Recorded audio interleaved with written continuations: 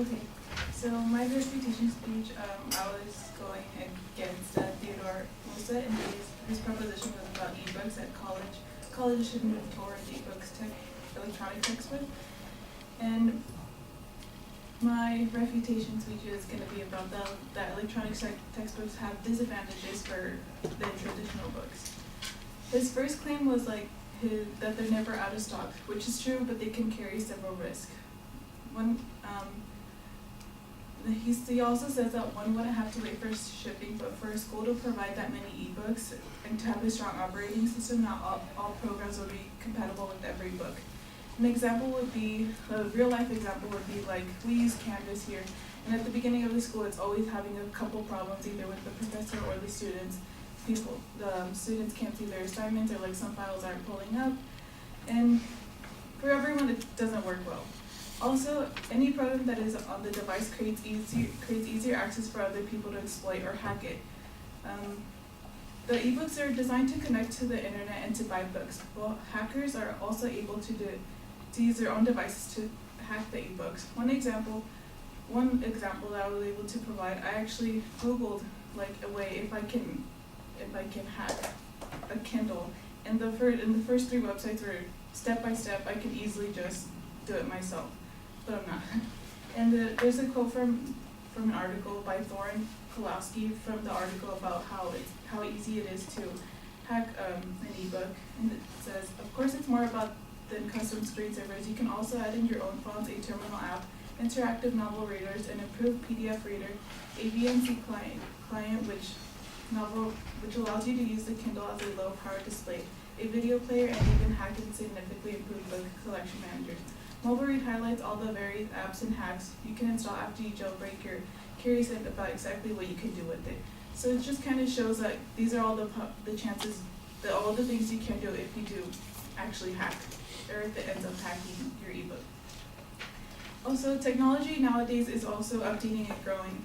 These books become outdated and require an update that contains the user's information or saved books. So if they require a new update, it can delete files, or it can delete information or anything they have saved on there. His second claim was that ebooks they are environmentally friendly, but it's not as environmentally friendly as people think. Ebooks require power. For example, if there's a power outage and the battery dies, it's kind of hard to charge it. And of course, it has unreliable lifetime, so it can easily die, or it can die at an unexpected moment. And also, ebooks can damage the eyes. And in an article that I read called The Pros and Cons of an Ebook Downloads by Roxanne Weaver, she says, unlike paper, these screens provide a glare that not only make reading inconvenient, if the lighting isn't just right, the glare may actually cause eye strain and make it more difficult to focus while reading. So as you can see, it is helpful to have one every now and then, but it's not as environmentally friendly. It can also cause danger for other people. His third claim was ebooks that they don't cost a lot of money as regular textbooks, but they do cost a lot of money. It depends also on the version you buy, or depending on how much they offer it for. And of course, students want the best for their own education and the best results for it. In there's a website called Confluence, and it says, the number one related reading device, the Kindle 2, costs $259 of the remaining devices in the top 10. The prices range from lowest beginning to $195 to $859. What he means by top 10 is like the best top 10 of what there is out there of Kindles and ebooks. Also, not everyone can access an ebook, only people who have more money, who can get the best things, and also there's not a lot of people who can actually get the book themselves. They'd have to get a loan, or they have to ask their parents, or just save up for it. Also, ebooks can easily fall and break, which costs a lot of money as well, especially since it's coming from the school. So overall, ebooks do have some good things to it, but there's also some disadvantages from it.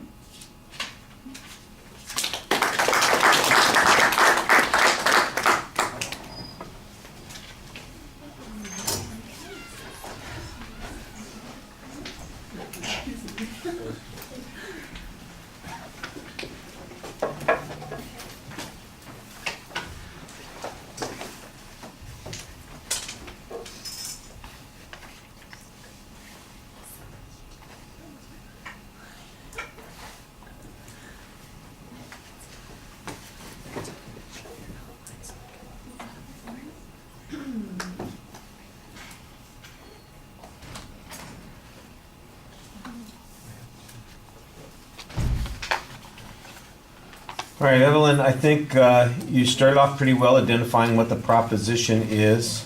You kind of highlighted what the general claims were going to be from what the advocate's general claims were.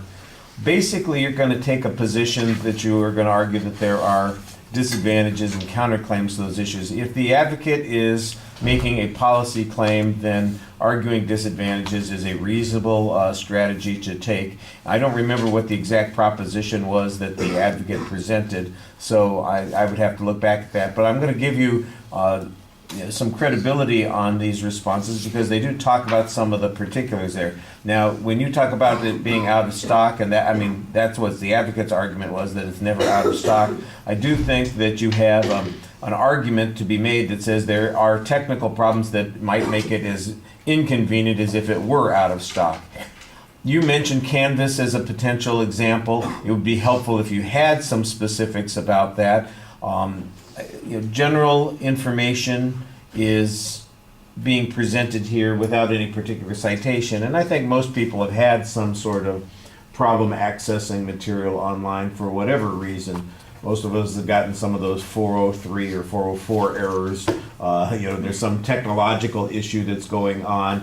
Like you said, there's incompatible software or something like that, where something is just down. What you need to do is kind of find a couple of examples of that to show that this is a real world occurrence, although I think most people probably are going to give you credence on that. The hacking issue, I like the fact that you provided some information about how a Kindle could be hacked. Most of the hacks that you're talking about, though, don't sound like they would be something that would be problematic. They sound like ways that you could improve the device for being able to read and access the information a little bit differently. So I don't know that that helps your argument very much. There might be other information here that suggests that information that is stored is vulnerable to attacks, for instance, that data could be stolen, it could be exploited. One of the things that you might point out is that whenever you purchase something online, that there's automatically an electronic trail that goes along with that, and there are, let's face it, you're going to be inundated with invitations to purchase a whole variety of other products that you may not need. Where's our native advertising speech? You could even make a reference to something like that. So I think you've got the right idea, but I think you kind of went at it in the backwards sort of way, suggesting that the way you're going to hack these devices is, oh great, well I'm going to make it easier for me to read because I'm going to change the font or alter the margins or do something that's got, well, why is that a bad thing? What's problematic about that? I don't know. I did think that you had, like I said, you gave us a quote about that, so you made some effort to put some research into that, and I think that's a good thing. The environmental issue, I don't remember what the advocate cited as information on this point at all. You don't make any argument about any environmental issues. Basically, it's just a question about what kind of power resources there are going to be. There's no statistical information about the power resources. Instead, we've got some hypotheticals about your battery running out, not having an adequate lifetime. I think that's one of the things that you might point out. It says, look, a Kindle reader is fine if you're using it to read a book, but if you're a student and you're on the Kindle reader 6 hours a day, every day, you're going to have to be powering it up on a pretty regular basis. I don't know what the charges are. You could look that up. That would be one of those things. Average charge is based on this amount of reading time, that sort of thing. But the average student reads this amount of time every day. And if they're having to rely on a reader, for instance, to get access to that information, especially when they're at school, that's maybe potentially problematic. That would be a way to go on that. I like the idea that there's possible damage also. There are a lot of issues that could happen. A textbook is unlikely to fail completely. Maybe a page would get spilled on, or maybe the book would get wet or damaged in some way, but you could still read it. If your reader gets damaged in some way, you're out of luck. Some of those things fail completely. There's a difference. And people might steal textbooks, but technology, everybody steals that kind of stuff. And I think that might be another way to maybe develop that point as a potential issue. The cost issue, I think, is a relevant argument.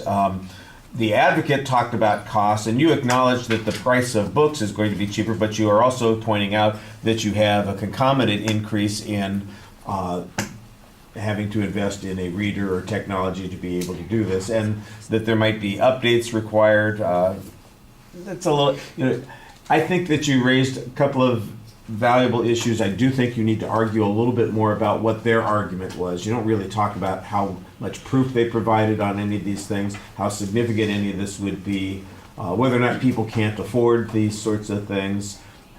Talk about the advantages of a traditional text over an e-reader might also be appropriate, although there are things that the e-readers attempt to do. But I like I said, I thought you found some good issues to talk about. All right, thank you.